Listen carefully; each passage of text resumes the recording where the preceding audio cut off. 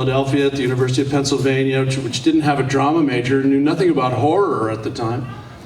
But then I studied acting. I figured that's what I wanted to do, was maybe get some training as a theater, really classical training, to be a Shakespearean actor, and I became a Pepper. And you go, well, how does that happen? You know, I started in New York, which is not where I wanted to go, but it was tough in West Hartford. Sort of the only thing around was the Hartford Stage Company, you know, and they weren't taking people for a full season of actors. It was just one play at a time, so maybe there'd be something that I could audition for, but again, it was difficult to try to make a living at it.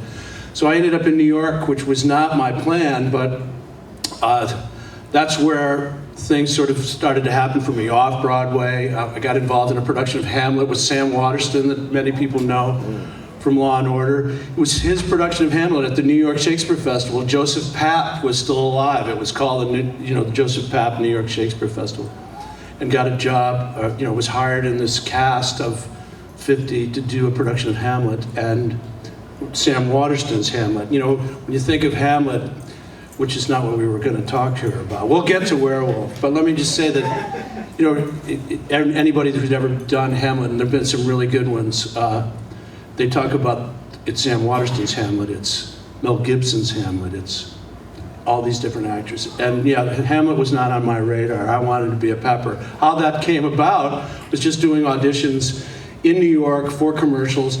And what was interesting about it was I didn't think that I was going to really get this commercial, because they were looking for dancers, New York dancers. And if any of you have known and been to shows, that's really where dancers are at their best, I think, probably in the world, are the New York dancers. Well, this was for a soft drink commercial, and I was, you know, young and moving around the stage. It was kind of a big stage at the first audition. And we went on, and to make a long story short, I was cast as this guy, this Pied Pepper idea. We started in New York, we finished in San Francisco, and for a 60-second commercial and two 30-second commercials, a total of 2 minutes, we were on a 22-day shoot. And you know, it was just, they don't do those anymore. It was just crazy. You know, many of you have been in, we got any filmmakers in the audience? People who have made films? How many people have been in films? Raise your hand. Wow. So I could say anything and you'll believe me. Okay, now that I know my audience, it's all true. So anyway, it was 22-day shoot. It's a long time to shoot 60-second commercials, but the idea was they were different locations. We started in New York, we were in New Orleans, and then we were at the big Arc, the Arch in St. Louis, and ended up in San Francisco being a Pepper. My point was what? Dr. Pepper, it really it allowed me to be an actor full time, is what it was. And it was those commercials, that's where I was going with this, that ran for 4 years. It turned out I had a 4-year contract with Dr. Pepper, 1 year at a time. And each year they became more successful. It was harder to renegotiate with Dr. Pepper because they always said, "We discovered you." And I was going, "No, I was not discovered by you." But that was sort of the way it worked back there. We're talking about the late 70s. But John Landis, who now had success with Kentucky Fried Movie, how many people have seen Kentucky Fried Movie? It's really a funny movie. He also did a movie called Schlock, which is where he met Rick Baker, they were both like practically in high school, is how their relationship goes back. But in any case, John Landis knew me from these Dr. Pepper commercials. And as he has said, because we've done a couple of panels over the years, he said that it was based on these commercials that he cast me in the role of David, this sort of semi-autobiographical, I have to say. People, I'm sure, know that John Landis wrote this script, The American Werewolf in London, when he was 21 years old, working on a film called Kelly's Heroes, which was a pretty well-known film. He was a PA. A PA is the lowest of the low, and it's a production assistant. It's pretty, we'd say it's the lowest of the low, but that's how a lot of people want to break into films. They get a job as a production assistant. And that's just, you basically do whatever they ask you to do on, go get me such and such, go run, get them. It's a go for position. And John was 21, but meanwhile he wrote this screenplay based on his experiences of just seeing, they were in Romania and they were in Eastern Europe, and he saw people, the gypsies, burying a guy who apparently was buried head first in the ground because they were afraid he was going to get up after he died. And that just triggered this whole idea that, you know, the undead and the notion that maybe there are werewolves in this sort of culture where they were shooting this film. And so he wrote this screenplay. And then, you know, that screenplay is about the same movie that we shot. There were a lot of revisions. And he had seen me in these Dr. Pepper commercials. And as he has told people, he said, well, I saw that this guy was sort of a likability in those commercials. That was the kind of guy I wanted for my role of David Kessler, some sort of likability in the sense that you'd at least care for these guys as they were attacked by a werewolf on a moors out for a hike or on their little European trip. And that you'd care enough about him, because if you think about it, the guy does, you know, have a lot of victims, and it kills a lot of people, and it would have been helpful for him in his screenplay is to have the characters be somewhat likable. So that's where that Dr. Pepper thing came from. Well, I did want to ask you about a couple of the people you worked with on this, which they're legendary in cinema. John Landis being one, Rick Baker being the other. So Landis to that point had pretty much done nothing but comedy. And for both of you, this was your first foray into horror. So what was that like on set? Well, you know, John was pretty set on making this a horror film. And I should tell you, you know, I didn't really know who he was, other than I had seen Animal House, which was a big hit, and of course the Blues Brothers, which had also come out and also been a major, you know, money maker, big production film. So when it came time for me to get a chance to meet him, I had the opportunity of driving to Universal. He had an office on the Universal lot, and driving on the Universal lot was a big deal for anybody, just to get a drive on. If you can drive your car onto the lot, it's a big deal. And that was the way it was set up, was you have a drive on and you're going to see John Landis in the such and such building. It's right by the Alfred Hitchcock building. And so it's really kind of intimidating. I go there, find a place to park that I won't be towed, and go into this office, and they go, Mr. Landis will be there soon. And, you know, I'm waiting in this office, and then this door opens, and this guy in jeans goes, hey, how's it going? And that's John Landis, very unassuming, you know, just a guy just maybe a year older than I was at the time that we were making this film. We were all late 20s, and he had all this going on, and yet he was so unassuming, it immediately put me at ease, and we had this conversation where he goes, so, I have the script, and I want you to read it. And I go, okay, you know, what's it about? And that was it. It was one of the most informal auditions, if you will, no screen test, just a meeting with the director. It so happened, though, he was the writer, he was the director, he was the executive producer. This was his baby that he was trying to get made and financing himself. He was going to be shooting at scouted locations in London, but there really wasn't a green light about this project. It was still very much, nobody really knew if a werewolf movie would fly. And he had had this screenplay for years floating around trying to get approval and financing from a studio.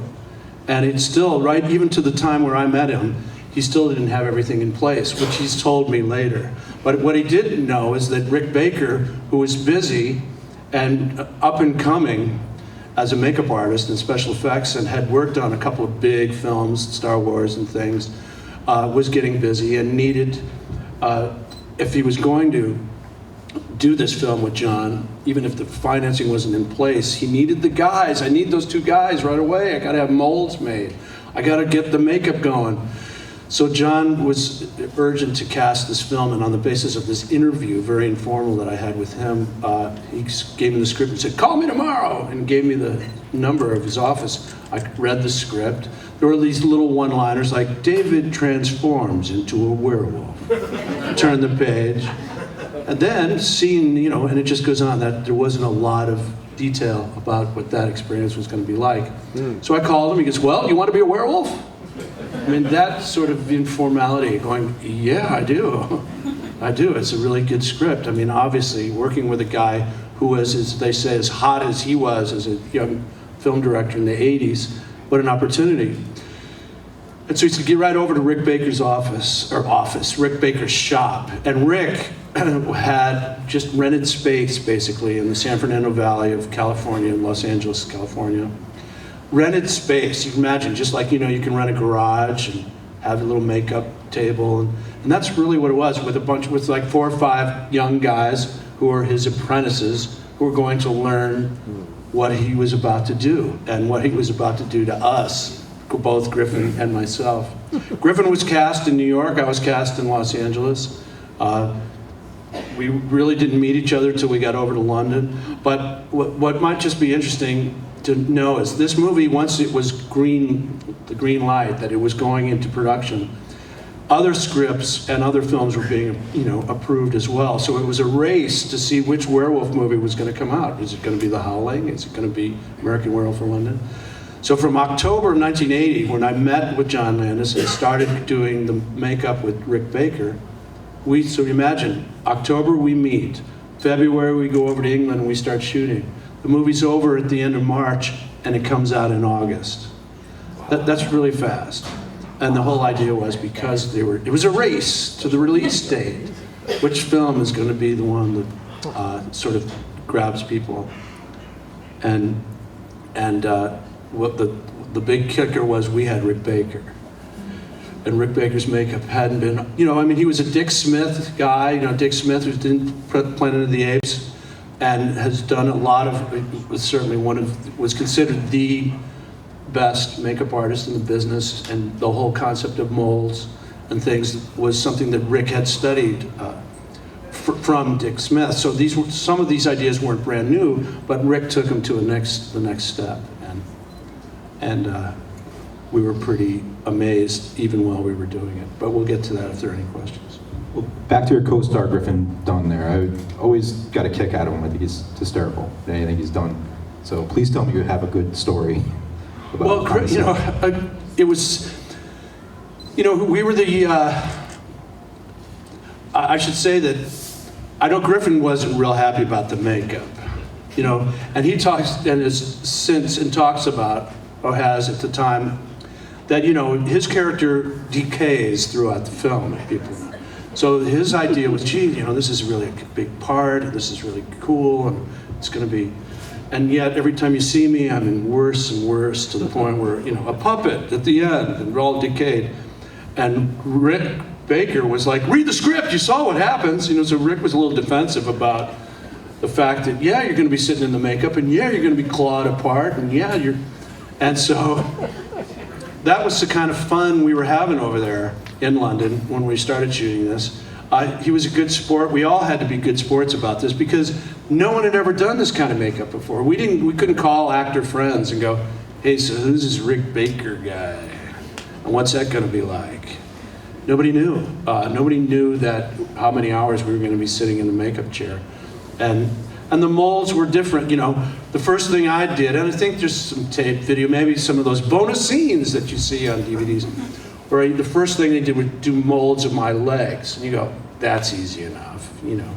And the molds, like if any of you have ever had this done, you know, if you've had molds of your teeth done, you know, when they take molds of your teeth and they use that fast drying alginate white paste turned cement, and they get you a mold of your teeth. You've all done that probably. Well, imagine this is going to be done in your whole body. As I said, the big vats for your legs are not a big deal. You sit there and it starts to dry, and then you try to pull your leg out, and there's the mold, at least the form of it, that they're going to make a full cast of my leg. Easy. Arms, not too bad. But then it comes to your head.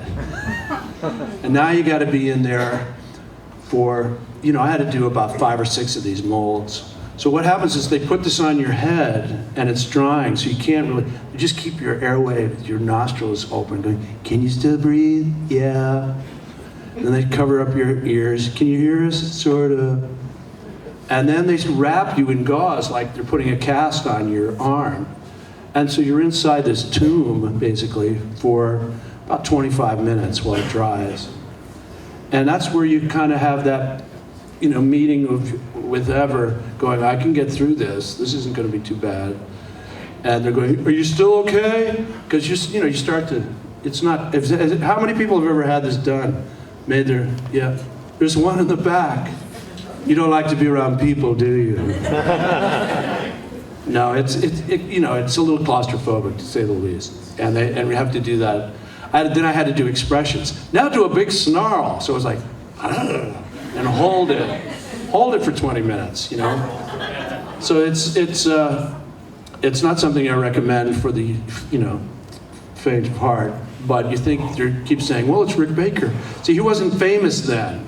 He was just a guy putting us through our paces, going, Rick, come on. Are you serious? Yeah. And, well, we found out later that it was going to pay off. There's a story out there, I don't know if it's true, that there was an issue with Griffin's work visa going over to England, and John Landis threatened to make American Werewolf in Paris instead. Well, I don't know that it was specifically about Griffin. I think all of us, British Equity is the, the union that allows you to work there as an actor. And they were very, the government was very stingy on giving 4 work permits for John and for me and for Griffin and Rick. There were really basically 4 Americans. So they insisted that John, now this is already, we've done like 3 months of makeup of the molds and so forth, all the preliminary. They insisted on holding auditions for our roles for British actors, which is sort of after the fact, because considering the molds are all of our faces, but they had to do that in order for us to get permission to shoot there. John was saying, we are using an all British crew, we're gonna cast all the other roles as British actors. There's a lot of jobs here at stake, and you want to not give us 4 work permits? I mean, it didn't make any sense, but this was 1980, 81, when they were being tough, and they still are hard. It's still hard to work in Britain, as in Canada. They don't seem to have that trouble working here, but that's another topic. And so, yeah, we did. It wasn't specific to Griffin Dunn's work. It was just sort of all of us.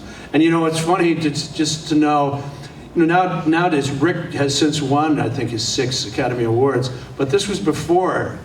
So he literally took the effects. These are molds of legs and arms and claws and the wolf heads and all these things in molds that he made in Los Angeles. He put in suitcases and brought through immigration and customs in London on a regular commercial airline. This is 1980, so fortunately nobody was opening the suitcases to see, what are these body parts? Why is all this hair in here? And that's just the way they got the stuff over there. Pretty crazy. All right, well, I think you've covered every question I had for you. No, come on, there must be more. What's your side? You covered everything before I asked it. But yeah, we can kick it over to the audience for Q&A now. I'm sure you guys have some really good questions, so, all right.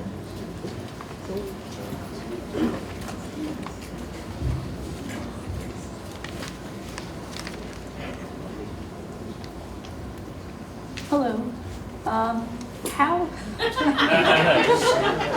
How long did it take to actually shoot the transformation scene? Okay, the transformation scene was basically 2 minutes on film. I don't know if it's 90 seconds to 2 minutes. It was 5 days, 10 hours a day in makeup. And we shot the entire movie, wrapped everybody, and just had the transformation to shoot at the end.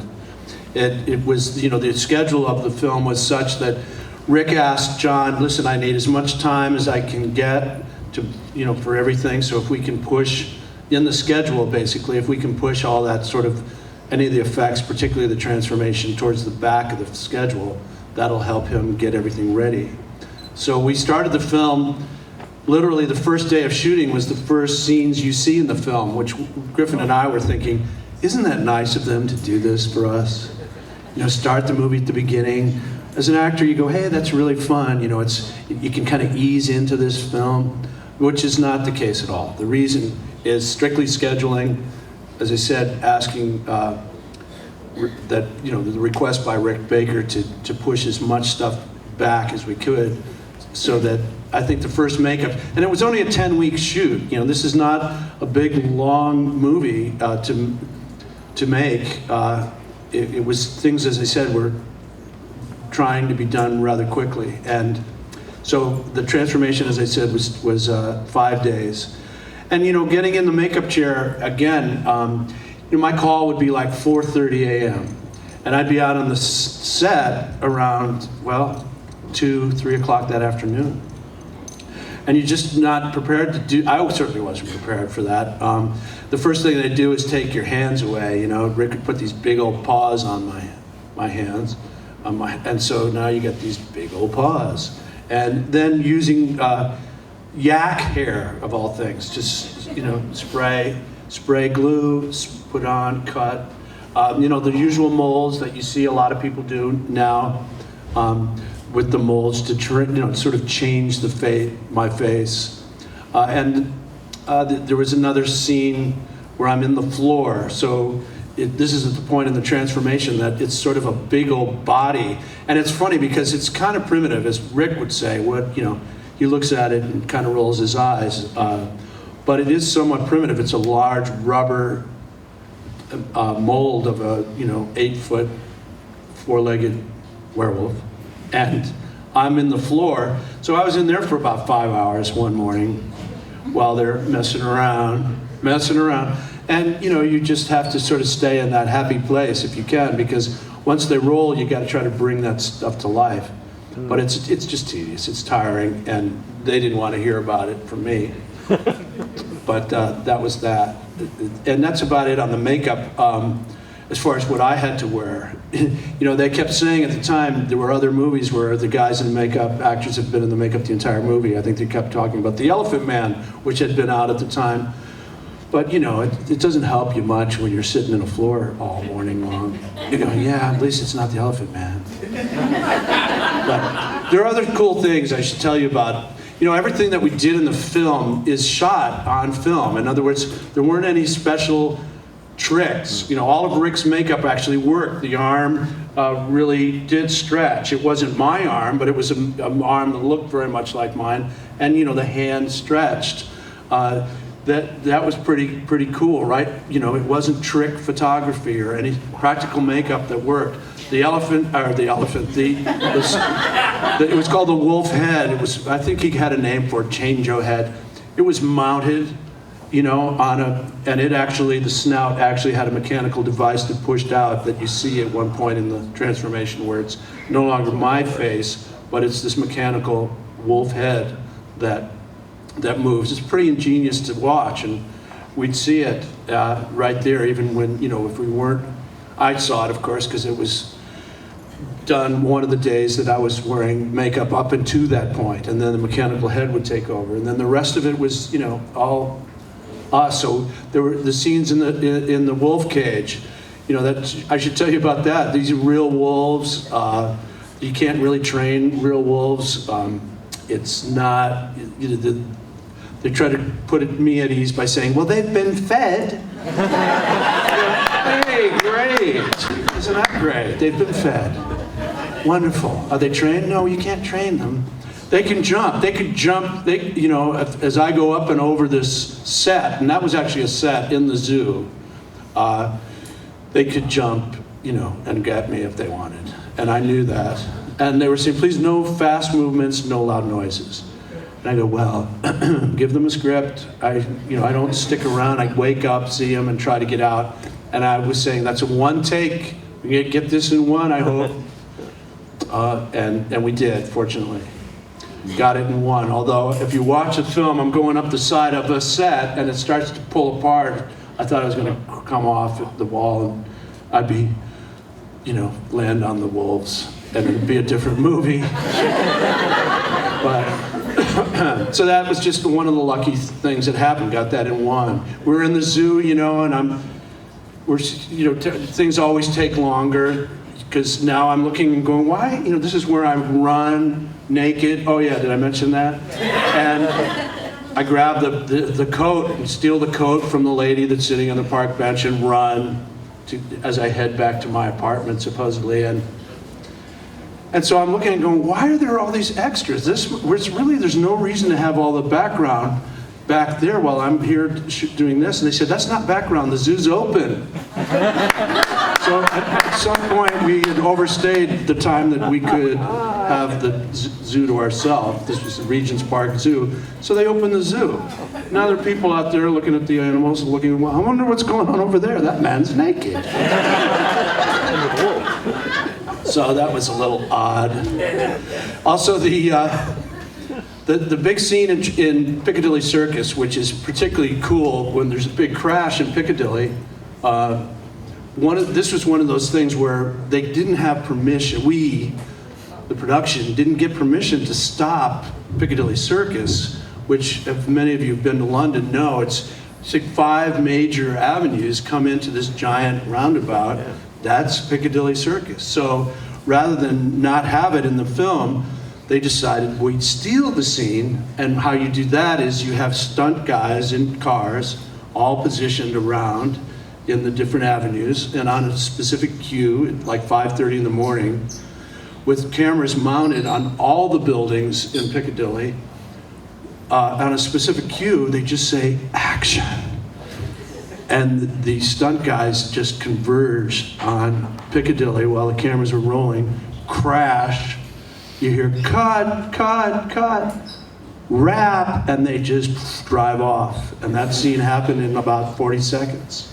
Wow. It's just crazy. I was there, I had to see this. I said, what? A crash? And what? It's gonna be, and that's what happened. It was just a really orchestrated moment, and it just disappeared like it had never happened.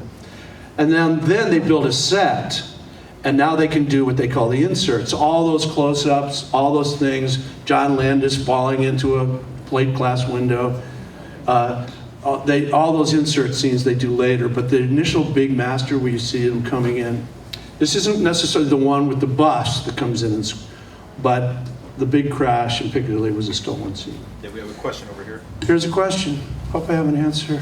Hi, David. So, would you consider it a hard or an easy sell to be doing the nudity that you had to do for this movie? Wait a minute. What was the question? Was it a hard, Was it a hard or an easy sell? An easy sell? That you had to sign up for to do. A hard or easy sell? Who speaks that language that I can understand? Was it difficult for them to sell it to me? Is that what you're saying? Yes. Yeah. Well, wasn't something I was looking forward to doing. Going, I gotta find a script where I'm naked. I can't wait to get naked. Let's see how many naked scenes there are. No, it's really one of those things where you kind of go, you're not really gonna shoot this way, are you? He goes, oh yes, we are. So, and I always thought of it in terms of, quite honestly, the difference between me, the shy actor, and the character, and trying to separate what that character needed to do and what, I would be willing or unwilling to do. And that's where I made it easier for me, in saying that it was perfectly natural, if you will, that David Kessler found himself in situations where it was difficult and embarrassing or what have you. But given the fact that I could separate the character to my own feelings about it, that I was able to do that. In scenes, it didn't, given the fact that I was at a point in the script where having weird nightmares and seeing myself or dreaming that I was being, like running like a gazelle in some London woods in March, by the way, about 50 degrees, not fun. That I could, I could do that and justify it for myself so that it wouldn't be such a challenge. I don't know about a challenge, something that I wouldn't be able to do, really. And what's funny is that while you're in the scene, the cameras are rolling, you're in that world, you can do whatever it is you need to do in that world. As soon as they yell cut, you're a naked guy standing in the woods.